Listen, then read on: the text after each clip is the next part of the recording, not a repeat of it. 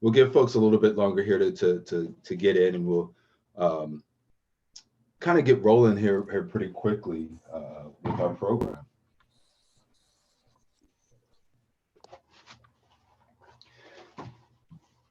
Be happy to know I'll be taking notes in my brand new Coffee with a Black Guy notebook.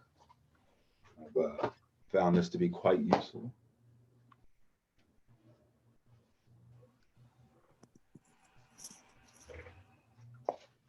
I'll be enjoying some tea out of my mug. So, you know, if anybody else is representing with their mug, show us.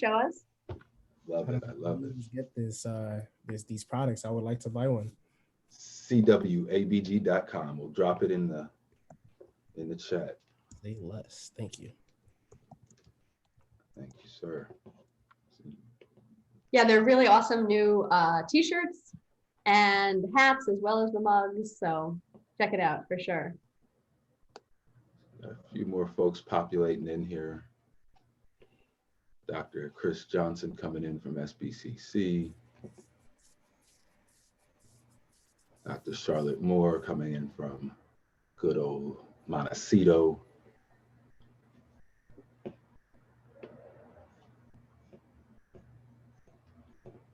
Great.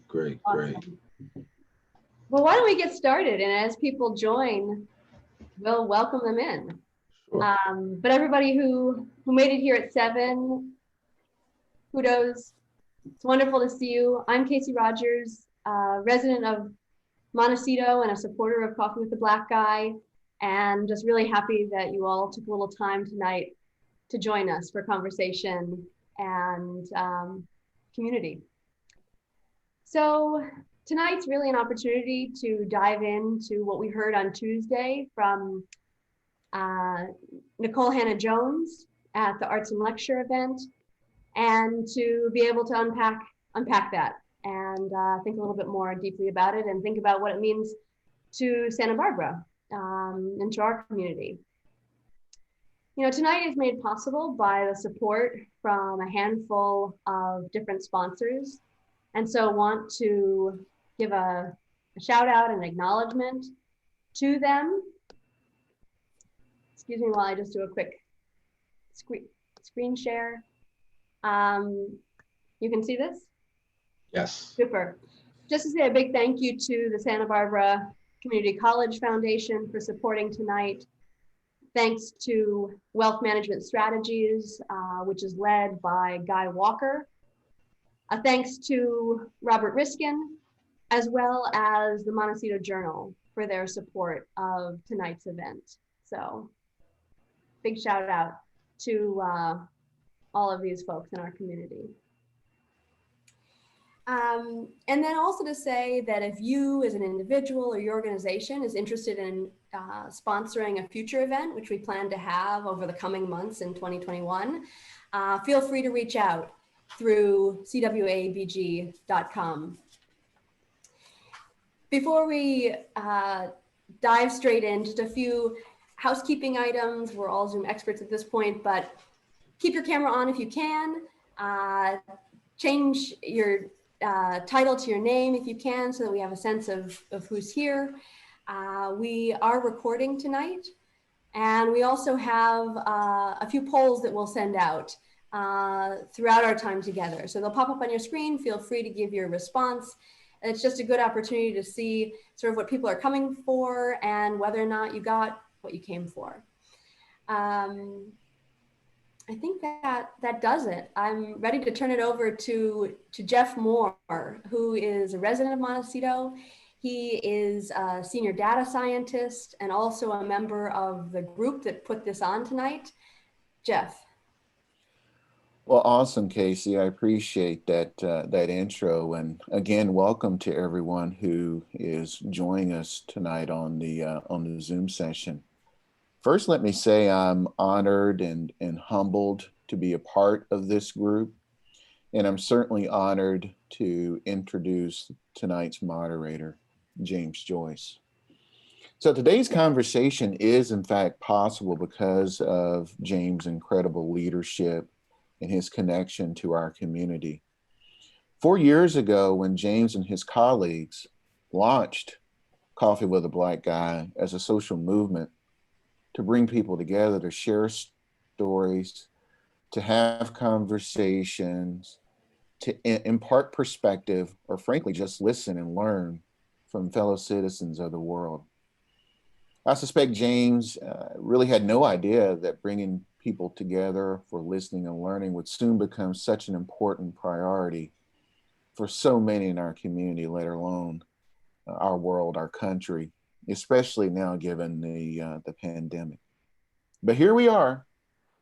The need for this listening and learning has been even more apparent, and we're so grateful to have James as a guide in our community.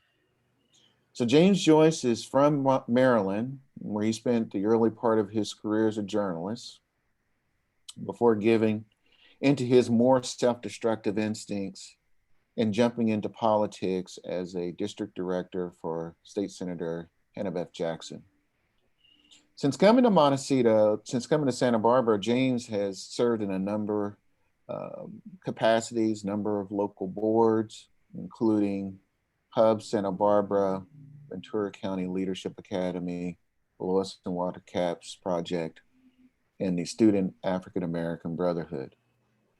His work has been noted by the NAACP when they awarded James the 2018 Distinguished Citizen Award, and his work has been profiled most recently in Forbes magazine. I encourage all of you to read that. There's a really good interaction, good Q&A there.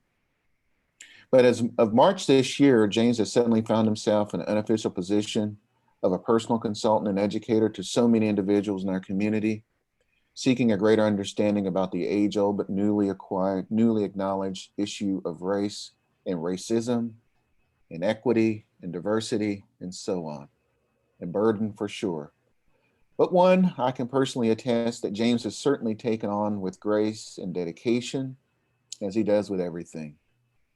So on a personal note, I'll just say that James is certainly very humble, certainly has a connection to humanity, has a sense of fairness and kindness, and he has a preternatural ability to connect with all kinds of people that in my mind make him uniquely qualified to facilitate some of the most difficult and complicated and important conversations of our lifetime.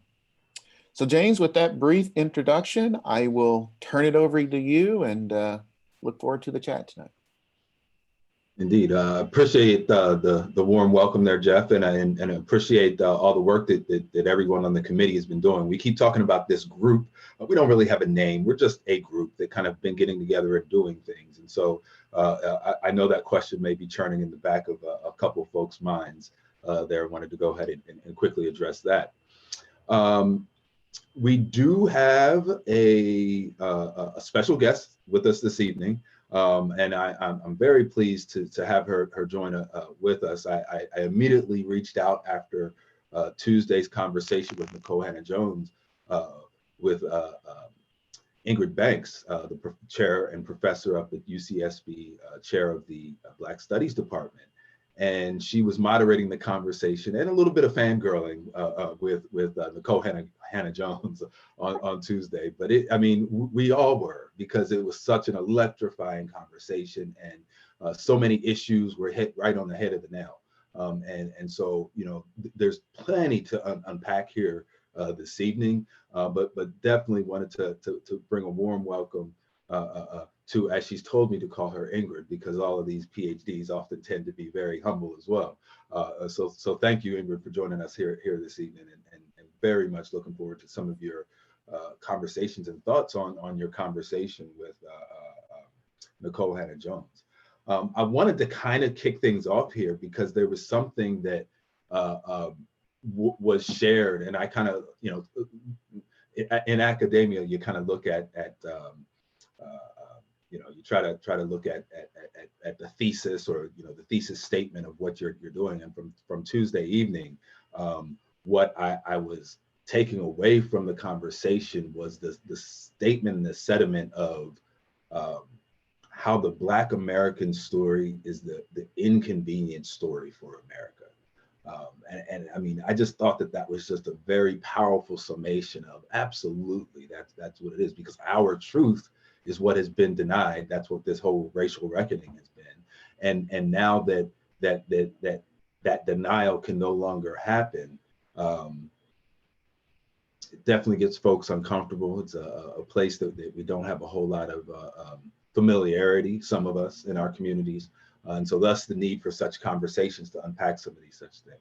And so, Ingrid, I do want to kind of give you an opportunity to unmute yourself and greet the folks here this evening and share any initial thoughts that you had taken away from your conversation with Nikole Hannah-Jones, specifically on that whole inconvenience of who we are for America.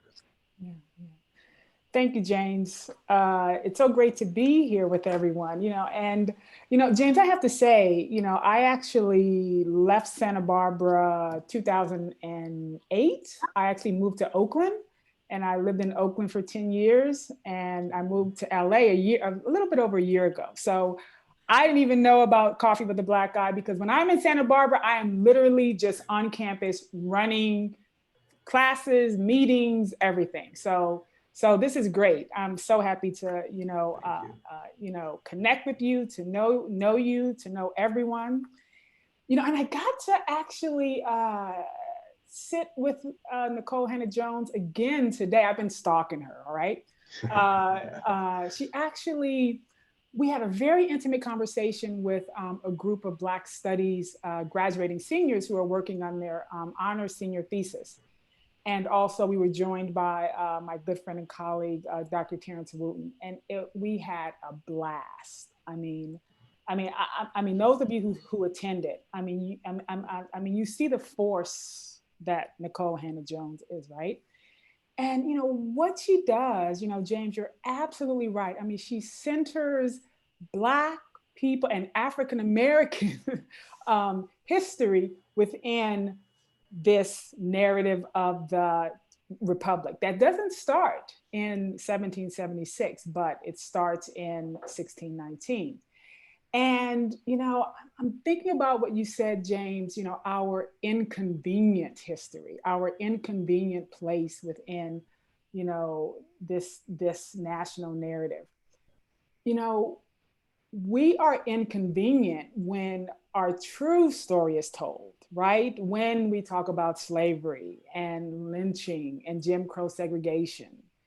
But our story is very convenient when it serves the purpose of white racial preferencing, white privilege, building the nation. This country becomes a superpower in the early 20th century on the backs of Black people. And that's really, really important, right? So, I think, I always think about sports, for example, right?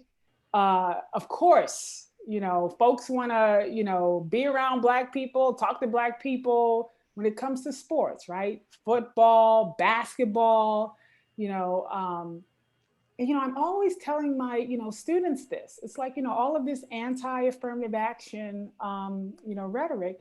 It's like, you want to sit next to a classmate who's Black when she or he or they are, hooping or throwing a football, but not when that student is in chemistry class, right? Or history class. Then it's an inconvenience, right? And so I think what's so great about what Nikole Hannah-Jones has done is make a particular lens of Black people's history relevant and mainstream. Because again, this whitewashing of history, it serves the status quo, and that's certainly something that President Trump has been battling around with this reaction to 1619. What 1776? And I think the founding fathers were extremely brazen. I mean, it's probably some of the most brazen, one of the most brazen acts to actually draft a Declaration of Independence in the midst of slavery, in the midst of trafficking Black bodies, right? I mean, absolutely just astonishing. But then when you dehumanize people of African descent and you don't even imagine, you know, our humanity, it makes perfect sense. It makes perfect sense. So yeah, we've been inconvenient within the context of, you know, the type of history that Nikole Hannah-Jones tells us, and certainly the kind of history, you know, we tell within Black Studies at UC Santa Barbara. But we become convenient when we're serving whites, and that's across history, whether we're, you know, barbering and shaving, you know, white men's beards, or if we're a form of entertainment, if we're, you know, giving to the consumption, whites are consuming our culture, right? Generally speaking, of course. So yeah, so I'll just start there. Yeah, no, and I'm very glad that you hit on that, came back and circled to that entertainment aspect, because that's what I was really thinking of, is like the history of that, right? You know, the fact that there was, you know, the slave fightings and you know, the various other minstrel shows and the reiteration, if I can coin that term there, of you know, culture jacking is essentially what they call it, right? Let's see here. We have some poll results. Wanted to make sure everyone saw that, just taking some polls and some things of that nature during the conversation to get some feedback, and saw that 38% of the people who are currently on the conversation attended a Tuesday's event with Nikole Hannah-Jones. There is also a current poll question here. What do you hope to attain? Or excuse me, what do you hope to gain from attending the event tonight? So if you can make sure that you chime in on that in another minute or so. But being the fact that about 38% of the folks, you know, have attended Tuesday night, I want to point out, you know, that the crux of Tuesday's conversation was the development of Nikole Hannah-Jones as a cultural icon, from her early days as an investigative journalist, and kind of how it's grown from there through to, and I think the most consumed aspect, or most consumed platform, is the podcast, the 1619 podcast. A lot of folks have consumed that information that way, including myself. And so we talked a lot about that project and kind of what that is. And I do hope that you'll allow me the liberty to start the conversation with the general understanding that you are aware of what the 1619 project is. If not, I'll give you a second to go ahead and Google that and catch up with the rest of us, so we'll keep the conversation moving.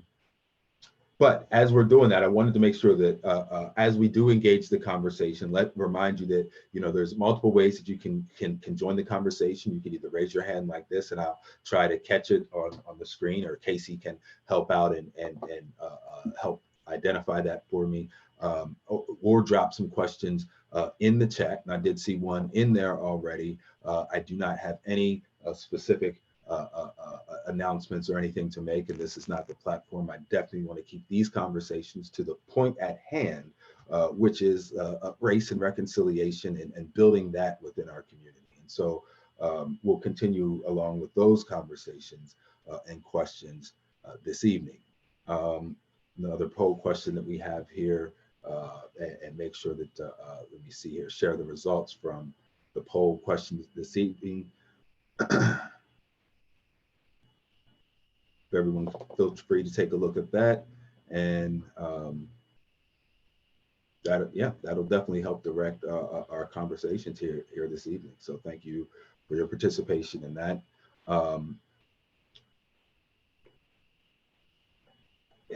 The inconvenient story. Actually, no. Let's actually go back to where that conversation started, with the whole idea of investigative journalism. You know, some of you all may understand that my background has been in journalism. I was a trained journalist, got my degree in that. Did about a decade in the industry as a daily newspaper reporter. And so when I heard Nikole Hannah-Jones make that mention of the tension that she was feeling in the newsroom about coverage of race, that hit so close to home and at a core, because that was a daily struggle. Ultimately, my focus in journalism ended up being education. So I was an education reporter intentionally trying to steer away from getting pigeonholed as the race reporter, and definitely steering clear of the stereotypical sports reporter. But it's endemic of what problems we're seeing now, right? When you look at that kind of a problem, it's happening within America's newsrooms. And that's exactly what's giving us the stories of America to digest, right? And so when you think about what it like, that's the reality within that machine, things have gotten, there's been ebbs and flows of getting better and getting worse. But right now, pretty much the journalism industry has shriveled to be a small percentage of what it used to be and what it should be to our democracy. If you would allow me to editorialize, there are definitely a lot of good projects, and definitely like the Ingrid, if you can help me with the name of the Ida B. Wells.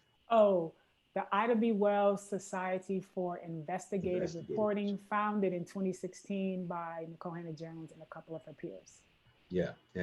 And so when people have been reaching out to me and they'll ask, where can we donate? What can we support? Like, that is the kind of thing that is vital for our support. Journalism's role in our democracy is to be the watchdog of our government. And when we, again, this is me going off and editorializing a little bit, but when you can look at the history of what America's done in bailing out various industries, such as the car industry, the auto industry, the airline industry, and we've intentionally allowed the news gathering industry and not the news making industry, a very specific distinction there. We've allowed that to kind of shrivel to be no longer what it's intended to do. And not even, it doesn't have the capacity to do what it needs to do. I mean, you just look within Santa Barbara and look at the kind of shrinking but stabilizing media industry even here. We don't have people diving in and doing that investigative work. And as you heard on Tuesday, and as you can see with the 1619 project, that is exactly what we need. And that's why it's important to have that infusion of that historical story of America included in education.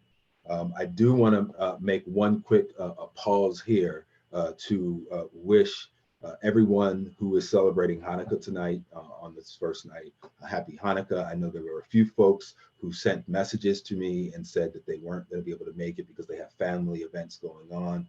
But the lucky thing for you is we're going to record this, and so you'll be able to check in on the conversation and chime in on some things. And feel free to reach out if you have follow-up questions then, and we can figure out a way to address those. But thank you so much for joining, and I'd like to go ahead and open and see if there are any questions or comments for our community. General ground rules, if we could: be respectful, be genuine, be willing to listen, be willing to feel something, and don't seek to dominate with your story. We really want to get a good community conversation going and answer any questions that may be out there, because the purpose of this is we have these great speakers that the UCSB Arts and Lectures series with their Race to Justice series. They're bringing these great speakers to our community to drop knowledge on us. These are people whose books we've read, movies we've watched, music we've listened to, movements we've followed. And to be able to get that exposure is great.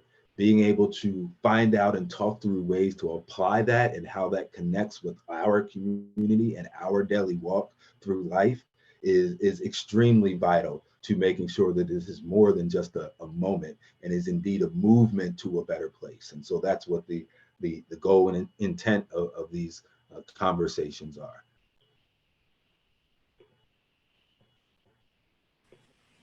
Any questions, thoughts? So James, we have 2 questions in the chat, and feel free either to chat your questions or raise your hand or unmute you.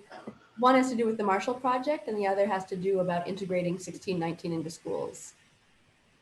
Yeah, no, the Marshall Project as well is great. I don't know as much about that. There's a lot of good stuff out there, but I guess my ultimate bottom line, without trying to pick and choose organizations to say donate to, is find what good journalism is, right? What is good journalism to you, right? What is the stories that elevating the stories that we're not used to hearing, the stories that need to be told, the truth. If you look at the guiding principle for the Society of Professional Journalists, that guiding principle, the number one principle on the principles of the Society for Professional Journalists, is seek the truth and report it. Find your outlets that are seeking that your truth and making sure, well, not your truth, the truth, and reporting it for all. Let's see here. How could the 1619 Project be integrated into our schools? Yeah, no, that curriculum is already laid out, and you know that there's already stuff online, and you know, Casey, maybe if you can help out and drop it, the webpage for the 1619 Project. There, you know, you can go there, you can engage, and I believe there is curriculum material that can be folded in, but it's also beyond that, right? It's more than having that as a piece of a curriculum or a piece of your educational journey. It's about infusing that reality in all of what you're doing, right? And so if you're teaching a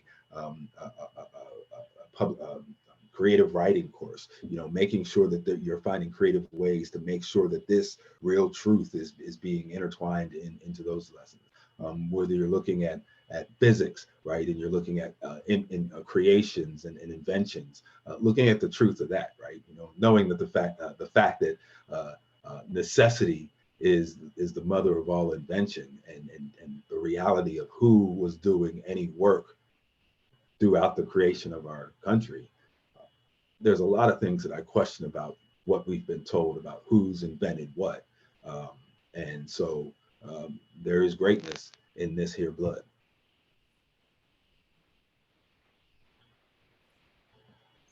So James, I'm seeing a question to me in the chat. Sure. Right. Please. So, and this is from Rachel. Hi, Rachel. Thanks for the question. And you are absolutely right. Nikole Hannah-Jones has received criticism from what I call mainstream historians. And they feel that she should have consulted them when she was working on the 1619 Project. But you know, what's really interesting is that she did consult academics, right? And we talked about that this afternoon.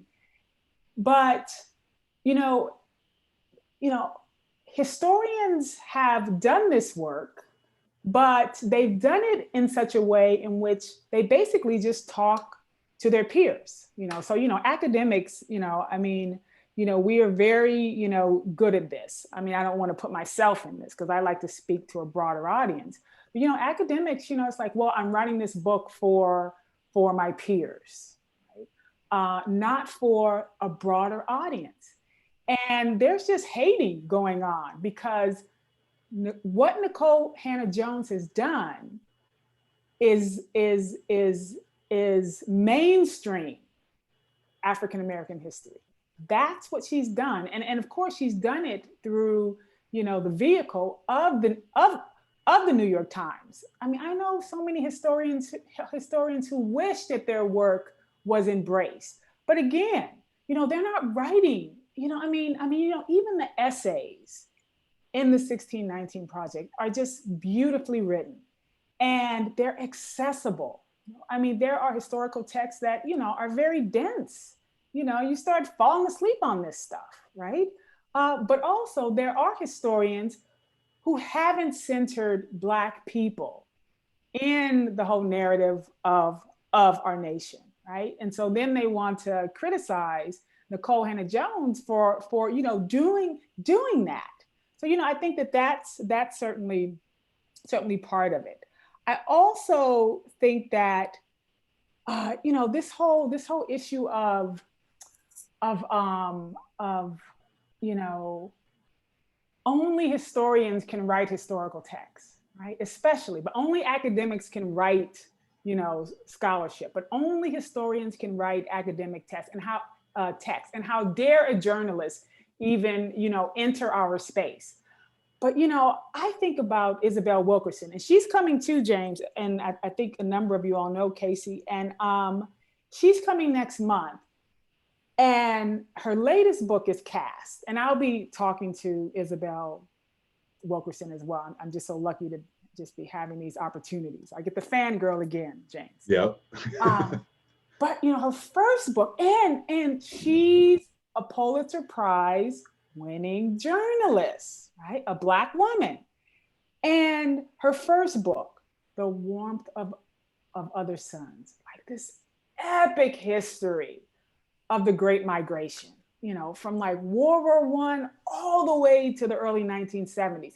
No historian has done this work. They always place the Great Migration, meaning African Americans migrating out of the South to the Northeast, Midwest, and West Coast. And they sort of, they started World War II started World War I, the Great War, and end at World War II. But what Wilkerson does is say, no, Black people were migrating out of the South well into the 1970s. And that was true for my family, out of Arkansas in 1958. And I'm telling you, if you all have not read The Warmth of Other Suns, it is such an incredible book. In fact, I was telling Nikole Hannah-Jones earlier today that, I'm actually, using that as, as a template for writing my next book, because it's so beautifully written. And, when I teach this book in my 20th century African-American history course, the students, it's their favorite book, and it's the only book by a journalist. But, I look at Isabel Wilkerson's work, and I look at Nikole Hannah-Jones, and they are historians to me. But I'm not, I stand outside of what is a normative, understanding of, what a discipline is. Because in Black Studies, we had to fight to get into the curriculum in 1968. We had to fight to get into, universities, and students did that. And so, I understand, where those critiques are coming from, because I'm at once inside that academic space, but I'm also outside of it. And not just as a Black woman, but as a Black studies scholar.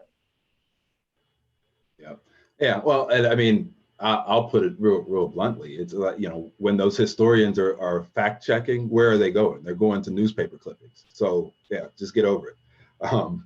So let's look into some more comments and questions. Oh, and also, James, if I can just say, Nikole Hannah-Jones, she's writing the book 1619 right now, and she makes the point that, and James, this as a journalist, you only have so much space writing an article, and you can't have like a gazillion citations. Mm-hmm. Well, 1619, the book, it's probably going to be like Jeffrey Stewart's The New Negro. It could be a book. It could be like this big. Right. Right. Indeed. And we've had engagements with Jeffrey as well. Indeed. A reiteration of the points for the conversation is be respectful, be genuine, be willing to listen, be willing to feel something, and don't seek to dominate with your story. Those are just some guiding tips that are also available on the Coffee with a Black Guy webpage. Butterfly O'Shea, shouldn't all marginalized groups be addressed in telling of truths? I ask to be inclusive, not minimizing. Absolutely, I agree with you. However, I think that the distinction that Nikole Hannah-Jones made, and the one that I will continue to make, is that the Black American story in marginalized groups is a very specific story. It's one that threads through the founding of this nation. It's one that threads through the founding of our nation economically and then racially. And so it's important that has its own treatment. Yes, be inclusive, but but do not dilute the message or the purpose is kind of what my understanding of the thought process is. I hope that addresses that. Quick shout out here before it gets too late to my mom, who's joining from the East Coast back in Maryland. Hi, I think she's on here somewhere. Pleasure to have you on here. And the reason I like, if you like what I have to say, the reason I cooked up all of this stuff is from all of that discipline and training that she gave me for the first 2 years of my life. No, I'm kidding. Has Henry Louis Gates Jr. talked about 1619 Project? I don't know. Has he? I haven't heard anything. Are you aware of anything, Ingrid? Yeah. They've had a couple of conversations, and you can Google and check it out. They've been at the Hutchins Center apparently, and I actually did see some of that. It's like an almost 2.5 hour discussion, and I'm old, and so I started watching it like at 8, and I was asleep within 15 minutes. Not because I was bored, but because I'm old. And I'm the only old person in here. I want your mom to know I'm the old person. But I get up at 4 a.m. and I'm like, in fact, typically I'm in bed right now. But yes. So she's gotten definitely some love from Gates, and it's I don't know, these historians who are throwing her shade, they wish they were Nikole Hannah-Jones. That's what I think. I mean, right. So much of it is really, really envy. Again, and policing the discipline of history. And one thing that Hannah, Nikole, and I we have a number of things in common, but we were both history majors and Black Studies majors in college. Yeah, the discipline policing, that's a notion that it's somewhat foreign outside of academia, perhaps, but I can absolutely see how it would be detrimental to forward progress, and that's unfortunate. Yeah, that is quite unfortunate. What I would like to do here now is, I forgot that in order for folks to chime in and ask questions, I have to unmute you. And so the next question here, we'll try to see if we can unmute Michael Gibbons and see if he's able to chime in with a question.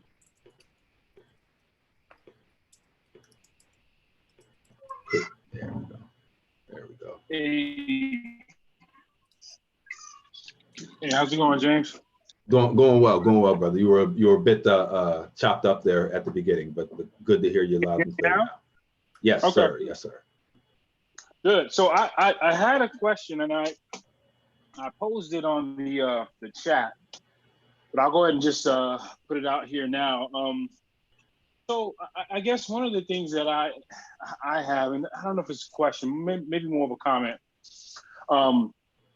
but so I have a hard time, when I do my own history or research rather, and I hear more about the history of our culture as a Black man, as a Black person in this country, and the more and more I learn, the more frustrated I get, and the more enlightened I become. But I guess what I struggle with is trying to figure out a way to have some of these conversations with others that may not be African American, but have them done in a way effectively so that they can understand exactly the issues and the concerns that and all the plight that we've gone through, without having them be offended, which can be a hindrance to them accepting and understanding, or the sense of there's only so much to go around in the country in terms of the pie, so I'm not going to accept it, because if I do accept it, then that's showing that I am somehow in the wrong, right? So I don't know. that's something I've been sort of struggling with lately, especially as I learn more, read more, and then just everything that we've talked about, and from the 1619 project and just some of the conversations today. Yeah, no, thank you, Mike, for that, because I mean that's at the crux of how we move forward, right? That is that's society moving forward through this moment to a movement. And you know, my recommendation is meet them where they are mentally. And so if you know, they're a basic example is if you're working with somebody and you know they're whatever issue it is that you're talking about, just positioning it in a way from truthfulness, right? And so like, you know, we know the story of someone help me, I keep figuring out, I need to look this up, but George Washington, was it an apple tree or a cherry tree? It was a cherry tree, wasn't it? Yeah, okay. So we all know, we're all taught that story, right? And so like we can kind of start there, right? So okay, yeah, we know that George Washington chopped down a cherry tree. So why do we know that story versus what did he eat for breakfast before he chopped down the tree? Why was nobody concerned about that? Well, why don't we know more about other things that he did? Well, we knew that, you know, well, he had dentures in his mouth. Well, then as we know that full truth, where did those dentures come from? Thinking about historically, what was happening when dentures were being made for people of affluence, it was coming from mouths of people who were not of affluence, and those were slaves. And they weren't even people, they were property. And so you've got good teeth in your mouth. I bred him and her to make you. And so we want those teeth in his mouth. Simple as that, right? And that is talking about it from a truthful place. That was what was happening at the time. And you know, like that is that can be a wedge, but realistically, like you all hear me say this all the time, is that talking about this and addressing that actual truth and reality is a homeland security issue. Like that, this is a division in our country that continually gets picked at and further divided. And it's going to continue to happen until we actually heal and address that initial thing. And so it's going to be uncomfortable, and it's going to require, you know, re-examining what we know, all of us, you know, and I'm still learning stuff new every day. Like, you know, I think Ingrid, Casey and I were talking earlier about the Rosa Parks comment and the reminder that she was an investigative journalist. Like I'm sure I was told that somewhere, because when I heard that, it's like, yeah, okay, that sounds familiar, but you don't think about that. And then when you think about what that meant for positioning of the movement and how she was an intentional person to do that, to be able to share, like to be able to carry the story. So not only was she being part of the movement, she knew that because of who she was carrying that story on her back, because that story is our story. And so when you really dig at it like that, and I think that's what Nikole Hannah-Jones did with 1619, is really picked at it and said, you know, this is the story of my family, and I'm tracing down, you know, tracks and things that I've been inspired to trace down. And this is an American story, and this is just as American as American Pie, the American flag, and what else. So yeah, thank you for that question there. Let me see, Gene, I'm going to try to unmute you here, but I'm going to go ahead and address, you know, what Black historians have supported Nikole Hannah-Jones' work. What I would recommend is that's a question you can look up, right? You can take that, cut and paste it, put it in Google, and you can get some of the answers to that. I don't know that. If you have done that and have something that you would like to share, like again, I'm trying to unmute you, that would be great. But you know, it's a community here, and I don't actually know that, so someone else may.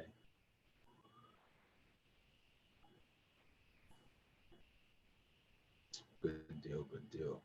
Oh, we are a community. Look at this. Butterfly from down in Carpinteria is providing some links. That's good. That's a great use of the chat section. You can provide relevant links to the things. And so if somebody would like to help us out and find out what historians have supported her work, maybe drop that in, but others may have that question as well. Henry Louis Gates and Nikole Hannah-Jones. Yes, we have that link in there as well. Thank you, Casey.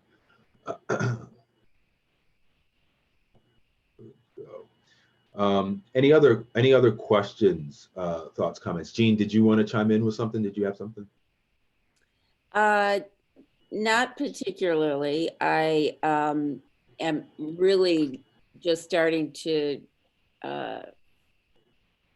listen to the podcasts and find out more about it. I've heard about the 1619 project, but I was mentioning it to my son-in-law, and he brought up the controversies among historians pretty quickly. So it seems as if that's sort of gotten tagged. And so it seems like it's important to have a counter narrative to that.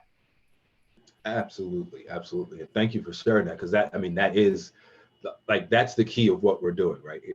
Because like just as I said with the George Washington story and the cherry tree, like what is the counter narrative to that? Like why do we know that story as opposed to other stories? And we do know other stories, but that's the great kind of thought process that's going to move us forward on these issues. And you know, just as Michael said earlier, like you're going to experience frustration. I still experience frustration. I've gotten, for the most part, I like to say I've gotten through the anger stage of it. I mean, I'm no longer angry when because I at the very root of it, I understand that there is just a brutal, raw reality to our truth.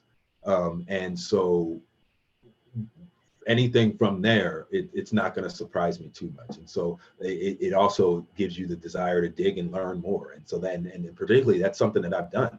I've done some digging into my family history, and I tell you, wow, the things that I found out. I bring up George Washington because, you know, my family history directly ties to that man, to the point where I've done the research based on a statement that my dad shared with me one day. He says the new CEO or the new county executive for Anne Arundel County, Maryland, is from the family where my grandfather used to be a sharecropper. That's my dad saying that. And so my great grandfather used to be a sharecropper on this property. Oh, okay. Start doing some research, Google it. I'm sure there were some articles when this guy was running for office. And in this article, he's talking about how his family has had to reconcile with the past slave ownership history. And it starts to dig into that. And then I find out the name of the farm and start digging into the history on that farm, which is now in historic preservation. Why? Because George Washington has spent several nights on that farm in the founding of the Maryland Jockey Club, because the owner of that farm, Richard Spriggs Stewart, was a compadre of George Washington, who was an attorney down in Virginia, D.C. at the time. And so still working to connect the dots officially in doing that family research. But if you can take a leap here and put those pieces together, it's presumable to say that my family may or may not have served the first plotted president of this land, right? And so what does that mean? How does that feel? The weight of even saying that is heavy.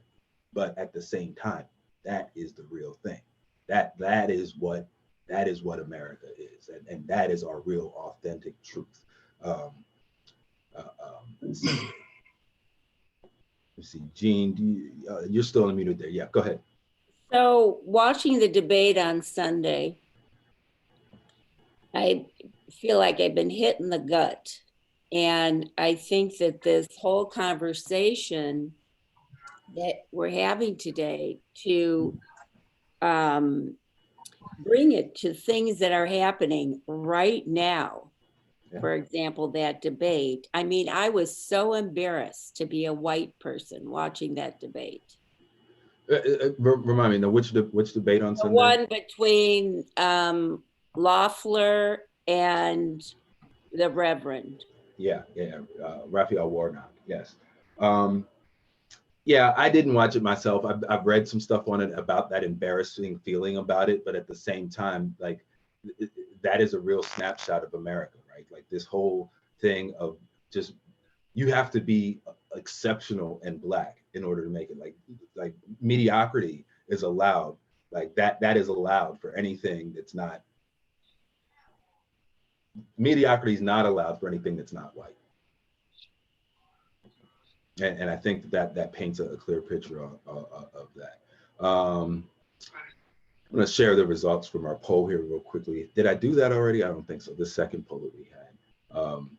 If you all want to take a look at that as far as what folks are hoping to get from this as we scroll for some of the comments down here. Nancy, so great to see you. I hope Mark is feeling better. I got your message. Thank you.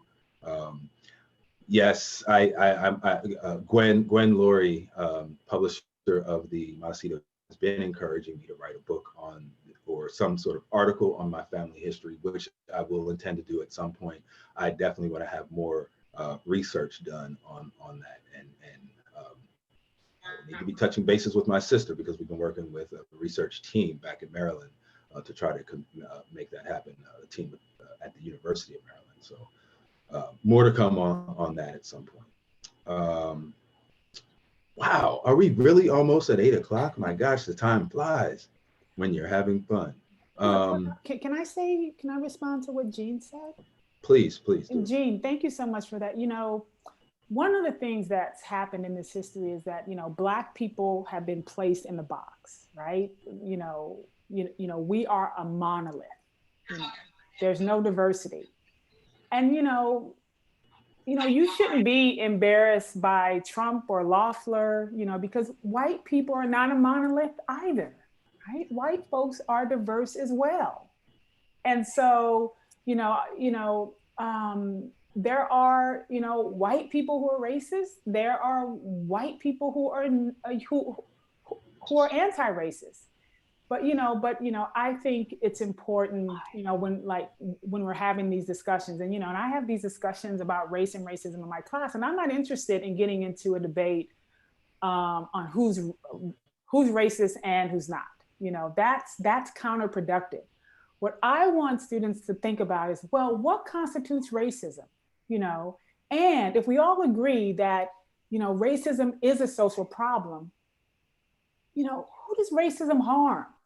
Right? And that's what we really have to understand, right? And I think that, as James said, racism harms all of us to different degrees, certainly, right? But, if you have, some white people who are walking around thinking like, yeah, everything that I've gotten, I've earned, I've worked hard, but I know that Black person hasn't, that's actually harmful to white people, because you're walking around ignorant, and not ignorant stupid, but not understanding that actually that's an opinion, it's not a fact, right? But everything that they've been told is that, yeah, Black people have gotten this helping hand, and that's problematic. So really thinking about not only how racism harms Black folk, but non-Black people too. And then how do we get to a place where we all just want,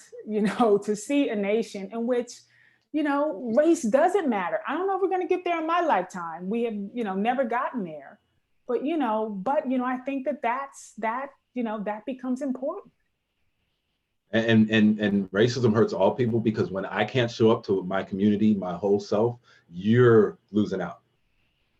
Right. And when you think about that from the perspective of everybody, that's inclusiveness. You want to make sure that everybody's able to show up to the table, their full self, and talk it out. It's Exactly. not going to be pretty all the time. You got to have to Absolutely. talk it out. And James, think about all the Black men who are being warehoused in prisons right now. And they can be just like you. I mean, there is a percentage of those Black men who could be just like you. And that's wasted talent, wasted opportunity, because of institutionalized racism, because of anti-Blackness.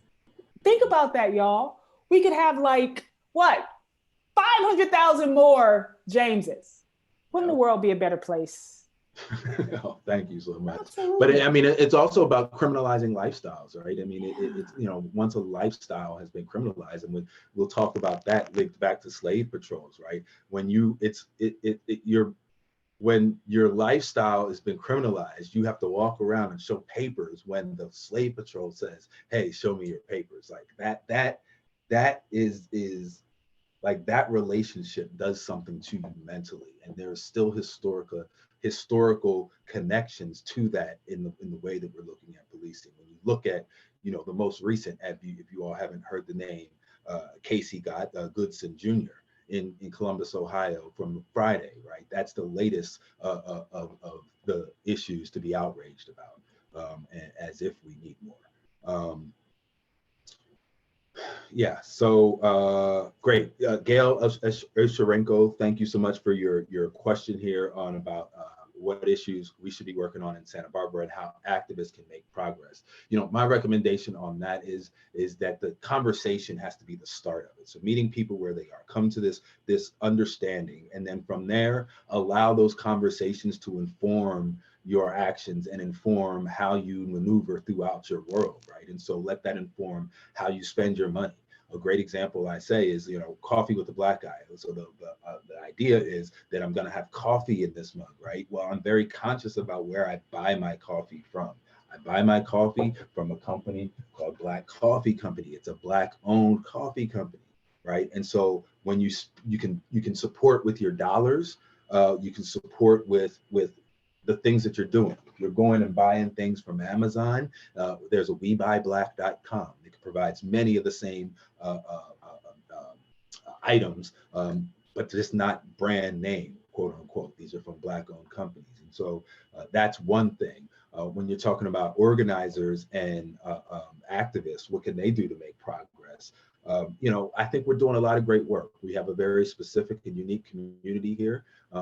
We understand what the numbers are and the realities. I think building more collaborations and alliances are key. And so what I've seen here in town between Healing Justice Santa Barbara and some of the Brown organizations in town, like that has been phenomenal in the way that those organizations are working together. Our community is working together, understanding, and that kind of gets at the statement that was coming from Carpinteria earlier about making sure that we're being inclusive, right? And so yes, we meet folks where they are. We know what the conversation is in our community, but how do we connect that story? And so one thing that was pointed out recently in a conversation I had with a group of Latino students from CSUCI was this whole awakening to, as a brown person, the awakening to the Black plight and understanding that there is a difference, when before it's just like, oh, we're all people of color. But then when you find and start to understand those nuances as a brown person versus a Black person, and kind of getting back to what I was talking about, is that foundational financial thread through the American history, right? That is the thing that sets this story apart. And when you come to it from that kind of a truth perspective, it's great to have those conversations. Quick housekeeping here, understanding that we're here at the 8 o'clock hour. As we do all the time, I'm saying we're going to be here for at least an hour, but I've always planned to stay a little bit longer because I like these conversations, and I know that my toleration level can go at least to an hour and a half. So after that, I become angry James. No. I do want to address some more questions that are in here, and I'll try to unmute folks here to speak as well, for those who'd like to stick around. For those who'd like to continue on with your evenings, thank you for joining us. I hope you stay around, but certainly understand attention spans. But again, I believe that these conversations are vital and important to our community. Final poll, we have about 45 seconds on that final poll. As far as tonight's event meeting your expectations, and so please make sure that you check into that before you head out. If you do, we're going to continue on as if no one is leaving. And so I've unmuted our next question here from Malia Joyce from Oakland. Thank you, sister. Oh, well, I apologize for Dora the Explorer in the background, but and my 2.5-year-old is watching Dora. That's my nephew. Yeah. I was actually, and I just shared a link to an article regarding the question that I have. And I was hoping that you could talk a little bit about where California is on the reparations discussion, because it does seem to be the only state that is really moving anything, moving in any way, either James or Ingrid. Yeah, just so any information that you have on like what's next. Has the task force already started meeting? What are some things that you might be able to share about reparations? So thank you for that question. And what I'm aware of, again, you did hear Casey mention at the top of the hour, my background, formerly the district director for State Senator Hannah Jackson, who just termed out last week. And so the one I'm aware of is AJR 21, which was in support of the HR 40. HR 40 was introduced back in the late 80s, I believe, by Representative John Conyers. That's the HR 40 addresses providing a commission to study reparations. And when we talk about reparations, it's more than just a financial payment, but the commission is tasked with doing that. If we could allow that commission to do that, we would be able to move the conversation forward a little bit. And so HR 40 has not been approved or voted on by out of the House or onto the through the Senate to move on in the legislative process at the federal level. And so what I was referencing earlier here in California, AJR 21, that is a California legislative resolution in support of HR 40. And so in support of the founding of that commission and moving forward with that effort. We hope that after January 21st and we have a new administration in this country, we can drive that ship a little bit more straight in the conversation. It would be the hope, and we can start to get towards that commission and study. But I think that the conversation about how we even have that conversation is an important first step. And I think that's what that measure is. Any other thoughts? Okay. I see Brother Deshaun Quick. If he's still with us, we'll ask him to unmute because he's got a question to ask. Yeah, Brother Joyce, I'm here. Yes, sir. Appreciate it. Yes, sir. Good evening. Thank you, and Ingrid, for hosting and providing this opportunity and platform. I'm happy to say that I'm a graduate from UC Santa Barbara, class of '92. So go Gauchos, and representative of Alpha Phi Fraternity Incorporated. But my question is that Jean, I appreciated her commentary on just her perspective, also, with what she looked at and saw in the debate on Sunday. But it sparked a critical question in my mind. And, we've been talking about the 1619 Project and how historians are kind of giving some pushback on it. In our society today, do you think that we're really ready to have this conversation? Because this type of conversation can possibly divide a nation. Just with the Senate race that we're seeing in Atlanta, we're seeing, where people are, in a sense, you're being supportive, but you're being supportive in a way where, your strong bias is coming out in regards to who, you want to put in play, because it's a power move. And so I've been trying to be more and more a part of conversations like this, to try to render some sort of resolution for our society to kind of overcome some things and look at things from different perspectives so that we can have a better understanding for one another. But do you guys think that our society is ready for, this type of commentary and something like the 1619 Project? If not now, when? All right, Jean. All right now. Absolutely.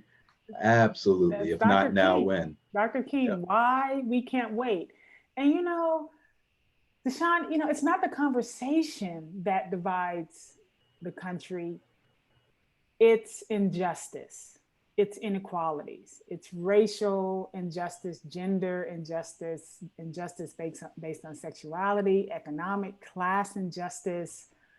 That's what divides people. Because there's there's a way in which the discussion goes that, well, those of you who are always talking about racial injustice, you're the reasons why, there's racial injustice, right? If you all just stop talking about it, then people would feel comfortable. But, that's not going to move us forward, and Dr. King was right. There were a group of white clergymen, Christian and Jewish, who told him in 1963, don't come to Birmingham, Alabama, Dr. King. Wherever you go, trouble follows you, But it wasn't that trouble was following King. Trouble was there in the form of Jim and Jane Crow segregation before, Dr. King even got to Birmingham, And so I think that, I agree, yes, I think that, I don't think there are any coincidences. So 1619 comes about during President Trump's term. And 1619 is the intervention we needed. It's exactly what this country needs. And so I think that, Black people have always been the moral compass of this nation in terms of saying, look, this founding document, that, this 1776 Declaration of Independence, justice, freedom, liberty for all, this is, this was Frederick Douglass saying, what to the slave is the 4th of July. And when an anti-slavery group, abolitionists, invite him to give a speech at their July 4th celebration, and Douglass is like, "You're asking me,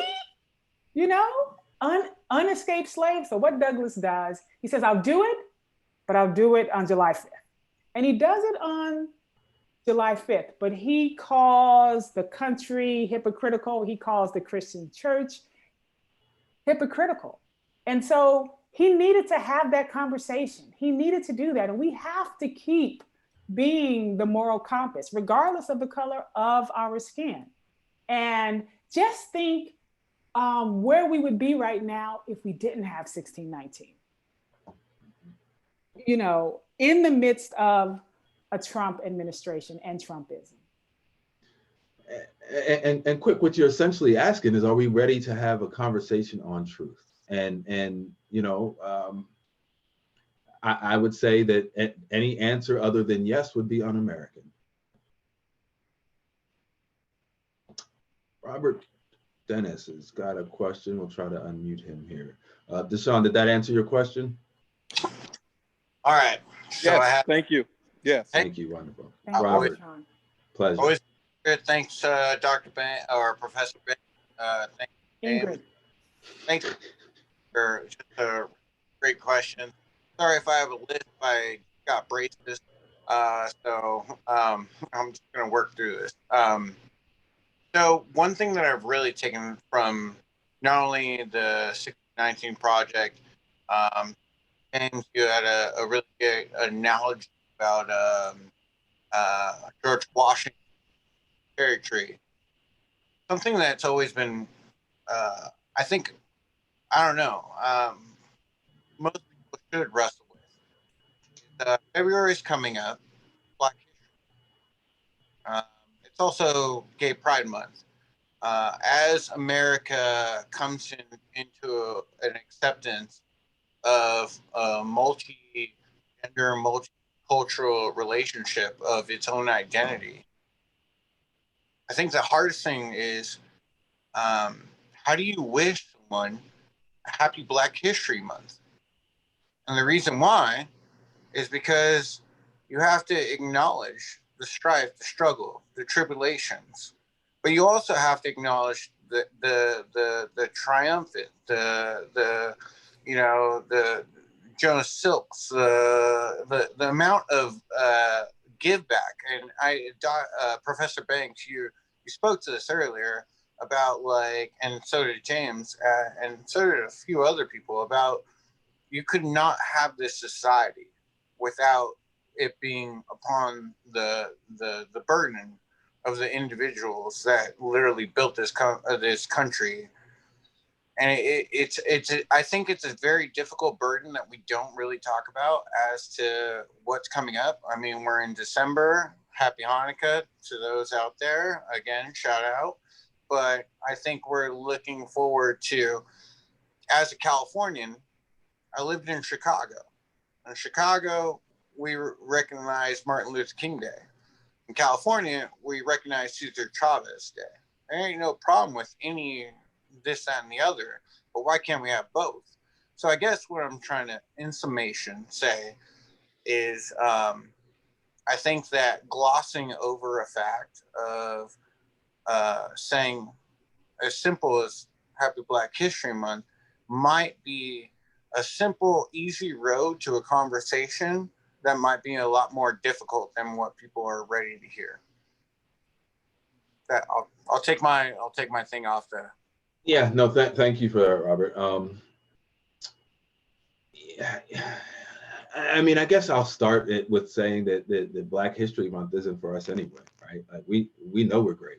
We're just trying to share that with everyone else. Be generous, and I think that kind of gets at what you were saying is like, you know, there is so much of like the reality of this country is there's so much of it that we built, whether that's, you know, physically with our labor, emotionally, financially. You know, if we look at our current situation with the election, like what is the headlines at, you know, on November 5th? It was Black women saved America, right? So like this is what we do. And it's, I think we need to go and start thinking beyond, like February is just an entry point for folks, right? You know, we had our quote unquote, you know, reconciliation moment, our reckoning back in late May or you know, late May, with the George Floyd being the precipitating factor of that. Well, February for me, I think would be just a good kind of time to check the oil, right? Because this machine, this car has got to keep running. And at high octane, because we've got the momentum, we've got folks at all spectrums of society are understanding what the issues are, to the point where it is angering them to try to deny that they understand what the issues are. That's when you know that you're hitting the point. And so we need to just be ready to continue that thing. Look at February as kind of a, like I said, you know, maybe a halftime to, like, you know, do the celebratory stuff. But what we're talking about with all this 1619, what we're talking about with all this stuff is infusing it into our all-day reality. Like, you know, we should not have we should not have Black history relegated to 1 month. It should be, when you're telling the story of George Washington, you're telling the whole arc of that story, which includes the full American story. And so, you know, that's my thought of it, but that is a little Pollyannish, like, you know, I don't know. Not at all, not at all. And I would love to, if I can get a minute, if I could hear Professor Banks too. I mean, God bless. Sure. For sure. And Robert, even, you know, I want to tell you, you know, I mean, I had braces as a teenager, and, you know, wear your retainer. I did not wear my bottom retainer, and my teeth are all crooked, but I'm like, I'm too old now, and I'm just not that vain, so I don't care. But make sure you wear your retainer. But, you know, Robert, you know, you brought up a really great point, because I asked Nikole Hannah-Jones about the podcast that Wesley Morris did on Black music, and how, you know, Black musicians, Black singers have been so central to American music. In fact, Black music is American music. And one of the things Nikole said was that, you know what, you know, I don't know much about music, or, you know, I don't know as much as Wesley Morris did. And I'm telling you, if you all haven't listened to that podcast, you should. It's the third podcast in the series. They talk about yacht rock? Yacht rock, yeah. I was like, I don't know what yacht rock is, but I know about, you know, classic 1970s rock. You know, it's one of my favorite genres of music. And Nikole said, you know, what I wanted to happen is that, because, you know, so much or almost all of the 1619 Project, I mean, it's heartbreaking, you know?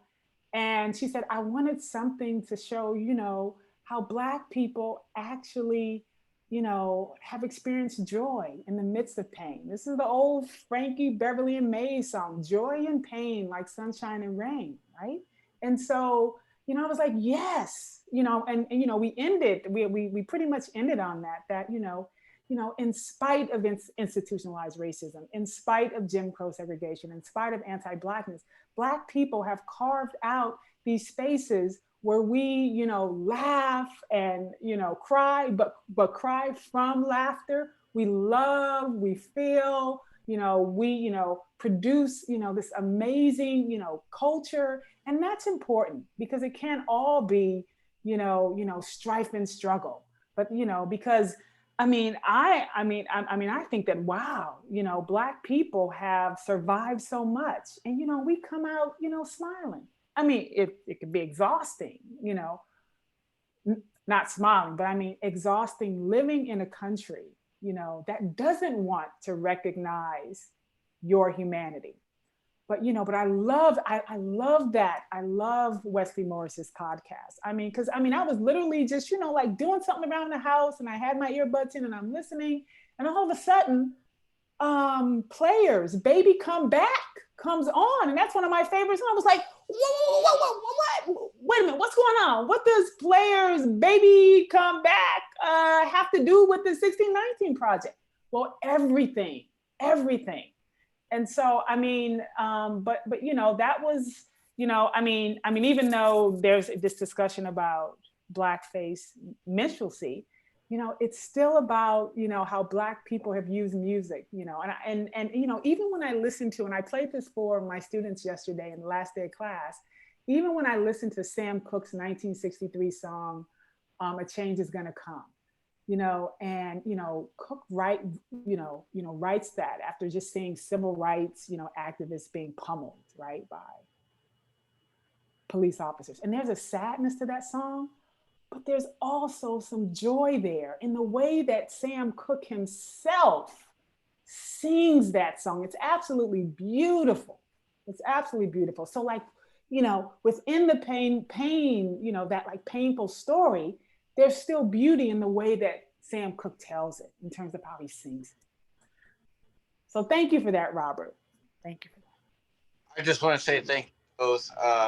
Speaking to the humanity to everybody here, one of the best quotes that I can give out, last shout out real quick, is to my pops that passed away. I'll be real quick.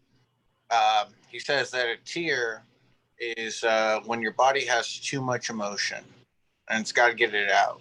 So at least we can all share that. Thank you. Oh, thank you. Thank you. Well, I have to say something really funny. I'm talking to Gail, and she says, love that you love my generation's music. Gail, I'm 54 years old. What do you mean? Your generation's music. That's my era. Indeed. So Ingrid, I wanted to give an opportunity for, since you joined us here this evening, and knowing admittedly you said it's past your bedtime, share a little bit with the folks. I understand that you've written a book about Black hair, and I want you to share a little bit with us about that, so folks can go check that out and read more and learn more about you and that important story. Mm-hmm. Yeah, and this is a book I published back in 2000, Hair Matters, Beauty, Power, and Black Women's Consciousness. And, I really wanted to understand how Black women and girls understand our identities, right? Based on race, gender, class, sexuality, but also how we understand, beauty, femininity, power, empowerment. And so, I went out and I interviewed Black girls and women. But, one of the reasons why I did this study was because, I was reading so much about how when, as Black women, when we straighten our hair, we're acting out a form of self-hatred. We're embracing white standards of beauty. And I thought, wow, that seems really simplistic, right? So, meaning that you wear your politics on your, head. And I'm like, well, I know some sisters who straighten their hair who are, as hardcore Black power, as they want to come, And so, one of the things that I wanted to, really point out is that, you know, it's another way of, you know, framing Black women as deficient in some way. But what we need to do is frame how these white supremacist notions about race have been mapped onto beauty. And so then whiteness gets constructed as beautiful, and then Blackness gets constructed as ugly. And so, you know, that's the problem, right?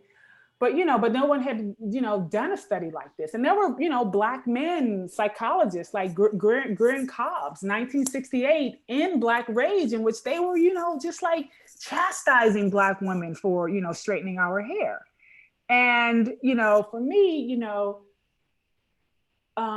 it's more nuanced. I mean, as you know, as Black people, we get bludgeoned with so many negative images, you know. And so for me, I want to indict white supremacy. I don't want to indict Black women. You know, I think that becomes really, really important, you know. But I also want to say, you know, I'm working on this next book that I mean, I've been working on this book forever. In fact, Nikole Hannah-Jones was like, you know, saying, when are you going to finish this book, Ingrid? It's really, I mean, really, I'm like, I know. But it's a multi-city ethnographic study, contemporary Black beauty salon culture. There's also this huge archival component where I go back in the historical record in the 5 cities where I collected my data. And, you know, just to understand what the profession of hairdressing, including barbering, looked like in the 5 cities where I collected my data. So in Baltimore, it's like the late 1700s, and Black men were actually, you know, called hairdressers, and they were styling the wigs of, you know, white men.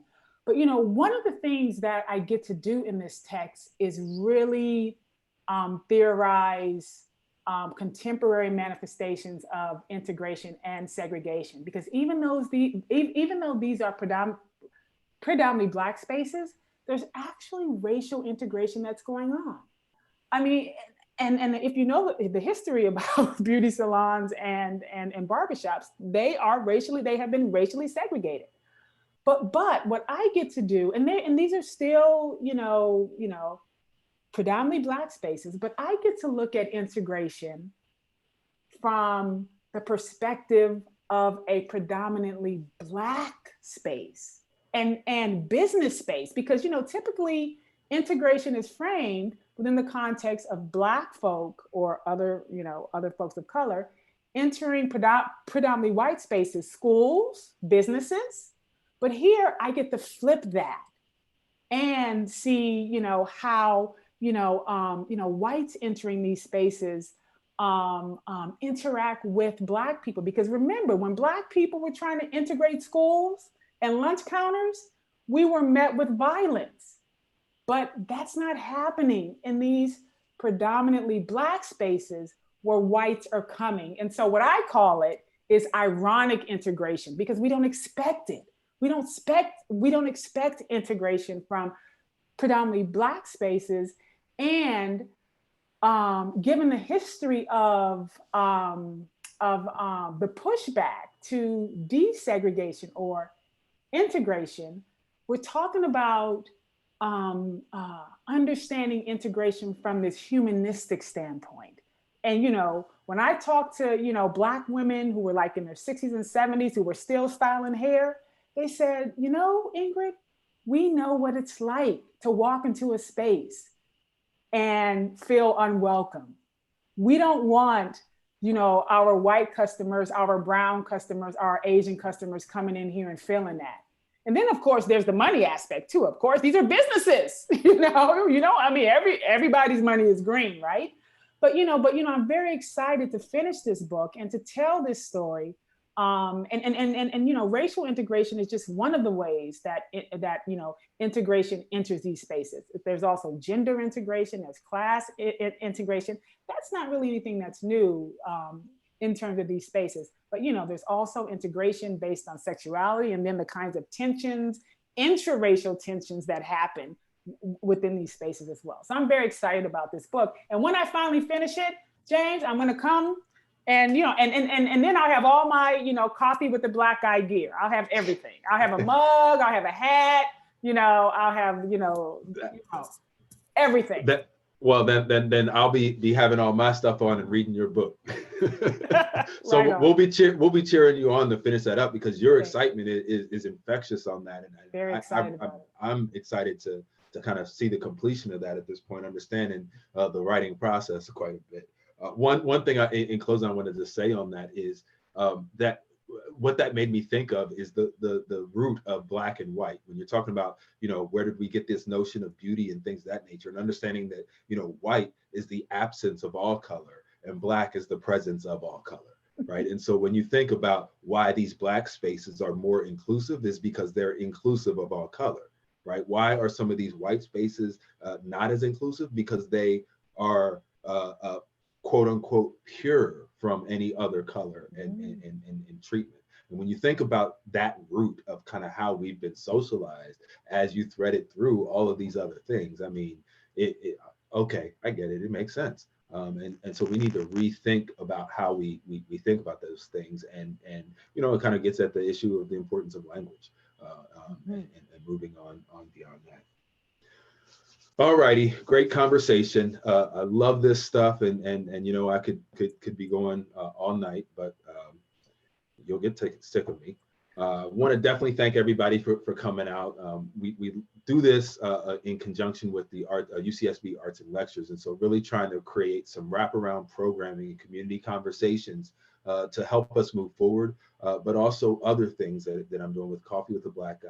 Of course, you heard about the merchandise that we have on the webpage and some of the things, but what that does is it helps the conversation, right? When you show up at a meeting, and this is what the notepad is that you're working in, somebody may come up to you after the meeting and what's that about? That's an entry point to start talking about that truth. Speak your truth. Utilize this platform to be able to start those conversations. When you were asking some of those questions about how do we get folks to understand, meet them where they are. And sometimes this is the provocative thing, or this is the provocative thing to find out where they are. And then we can work from there. And so that's the thought process behind that. And it also helps us continue to do this work. It helps us continue to support this messaging and get the message out, because these conversations are absolutely vital. And they're just a start, right? It's just the start of a conversation that we're going to be continuing. We're going to keep these conversations going. And we've talked about some of the other previous arts and lecture series things, but we've got some great stuff lined up for 2021 that I'm really excited about. I hope to be able to share some really exciting news with you soon as I get a date. I'll be sharing some exciting news moving into 2021.